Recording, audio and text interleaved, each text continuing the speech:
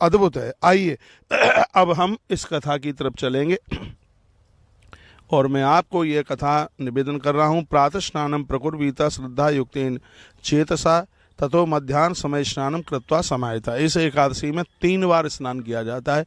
सुबह भी स्नान किया जाता है, मध्याह्न में भी स्नान किया जाता है और शाम को भी स्नान किया जाता है। सुबह स्नान करके सालराम भगवान की पूजा करें, दोपहर को स्नान करके आप श्रीमद् भगवत गीता का पाठ कर लें और संध्या को स्नान करने के बाद आप विष्णु सहस्रनाम का पाठ कर लें। तो ये तीनों कालों में, और पाठ नहीं कर पाते हैं तो आप ओम नमो भगवते वासुदेवाय इस द्वादशाक्षर मंत्र का जप करके और फल और दूध ही लेकर के इस व्रत को किया जाए तो यह व्रत अपने आप में बहुत ज़्यादा प्रभावशाली है और इसमें कोई संशय वाली नहीं है, कोई संशय वाली बात नहीं है। स्वर्गम प्रशीयमा पुत्रः, इस धरती पर पुत्र पौत्रादि मिलते हैं, मृत्यु के बाद में स्वर्ग प्राप्त होता है। जाने अनजाने में जो भी अपराध हुए हैं वो सब ये पापांकुशा, इसका नाम ही पापांकुशा है, जो पाप के ऊपर अंकुश लगा दे, इसलिए इस एकादशी का नाम पापांकुशा एकादशी इसलिए तो इसका नाम हुआ है।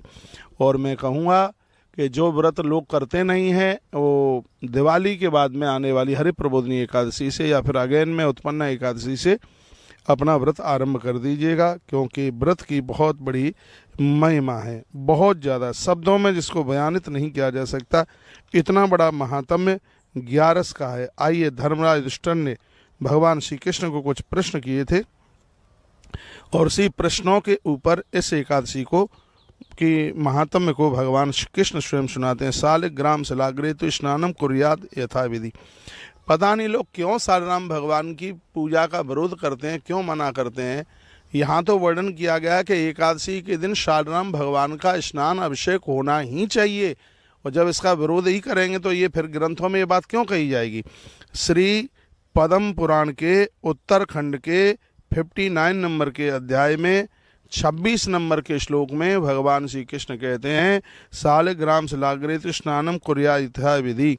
यदि कोई एकादशी के दिन सालराम भगवान को स्नान करा के पूज्यत्वा ऋषिकेशम उनकी पूजा करके धूप गंधा दिवस्तदा उन्हें धूप और गंध समर्पित करके रात्रु जागरणम कुर्यात् केशवस्य समीपता, आधी रात्रि तक जागरण करके तथा प्रभात समय प्राप्ते वही द्वादशी दने, प्रातः में द्वादशी के समय पर यदि आचमन किया जाए यानी पारण किया जाए 11 का, तो पितृनाम प्रियते श्राद्धम कुरिया श्रद्धा समन्वता।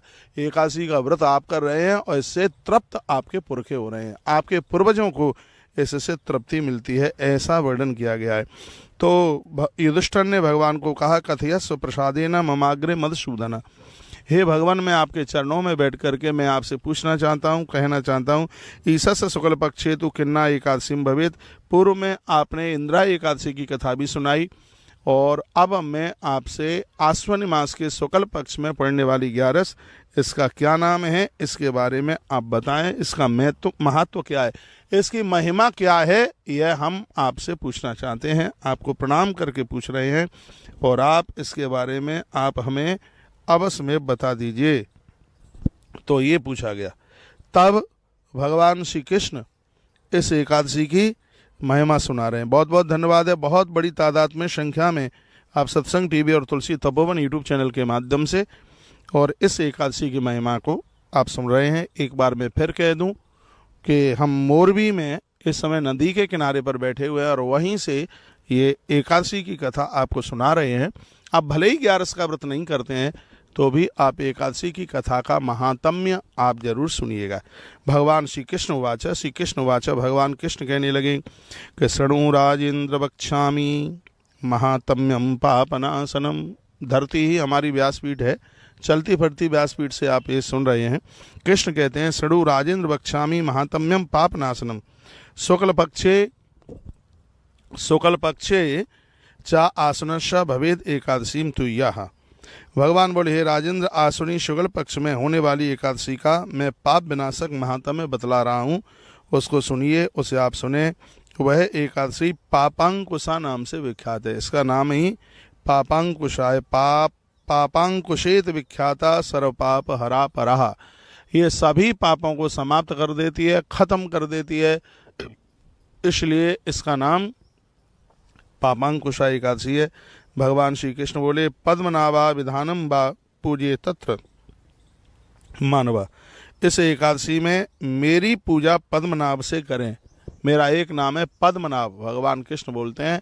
इसमें मुझे पद्मनाभ, जिसकी नाभि से कमल निकला उस समय भगवान का नाम पद्म हुआ, इसलिए आज की एकादशी में भगवान को कमल के फूल चढ़ाने की बहुत ज़्यादा महिमा है। भारी मातम में कमल का फूल मिले और भगवान के ऊपर चढ़ाया जाए तो बहुत बड़ी महिमा है। और वो फूल ना मिले कमल वाला तो लाल रंग का दूसरा फूल चढ़ाइए। हमने भी आज चढ़ाए हैं फूल पूजा में, तो ये जरूर कीजिए, जो ग्रंथों में लिखा है वो हम करें। और मैं तो कहता हूँ कि जीवन के अंतिम श्वास तक शास्त्रीय परंपरा के द्वारा अपने जीवन को जीने की कोशिश कीजिए।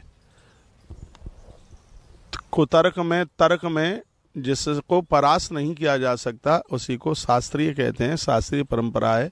सत्य के अनुसार जीवन जिया जाता है, वही शास्त्रीय परंपरा है। शास्त्र ही जिसके जीवन के अस्त्र बन जाए उसको ही शास्त्रीय कहते हैं। शास्त्र ही उसके जीवन का अस्त्र बन जाए वही शास्त्रीय है।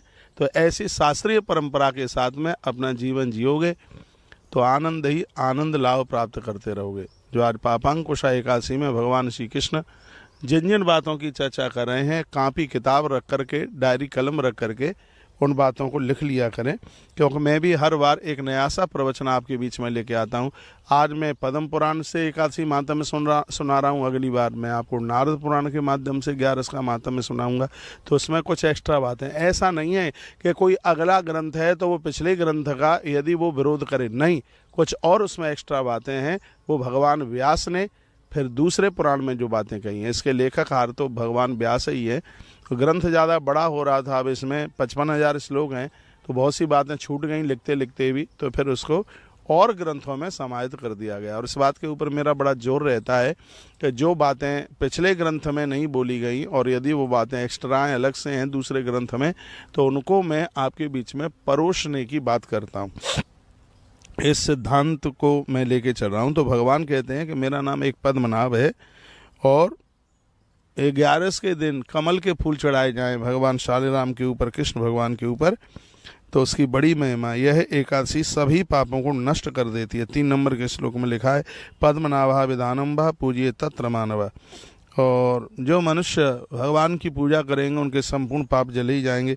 अभीष्ट फल करने के लिए मनुष्य को स्वर्ग तथा मोक्ष प्रदान करने वाली तीव्र तपस्या करके कोई जितेंद्रिय पुरुष जिस फल को प्राप्त नहीं कर पाता, वह पापांकुशा एकादशी का व्रत करके उस फल को प्राप्त कर लेता है।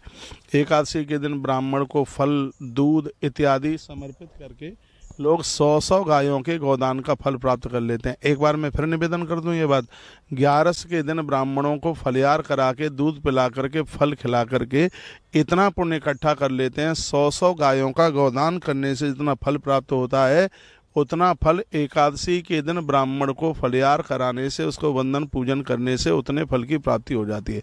एक बार फिर करूं ये बात निवेदन, एकादशी के दिन ब्राह्मण को फल, दुग्ध, फलियार करा करके इतना पुण्य प्राप्त किया जाता है जितना कि 100 गैया का गोदान करने से जितने फल की प्राप्ति होती है, एकादशी के दिन ब्राह्मण को फलियार कराने से इतने फल की प्राप्ति हो जाती है। एक बार फिर बोलूँ ये बात, एकादशी के दिन ब्राह्मण को फलियार कराने से, उसे वंदन प्रणाम करने से इतने फल की प्राप्ति हो जाती है जितना फल 100 गायों का गोदान करने से जितने फल की प्राप्ति होती है। मेरी बात मान लो, आप बहुत बातें मेरी मानते हो तो यह भी अपनी डिक्शनरी में लिख करके रखिए कि आपके घर ब्राह्मण नहीं आ पाता है तो आप मंदिर में जाकर के ब्राह्मण का दर्शन करें, उसे प्रणाम करें, उसे दक्षिणा दें।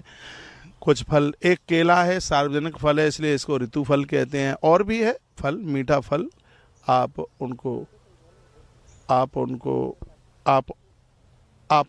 उनको खिलाइएगा। तो वो बात भगवान श्री कृष्ण के मुख से कही जा रही है और मैं वो बातें आपको बता रहा हूँ, तो आप ये सुन लीजिएगा। अभीष्ट फल करने के लिए मनुष्य को स्वर्ग और मोक्ष प्राप्ति के लिए जितेंद्रिय होकर के 11 का व्रत करना चाहिए।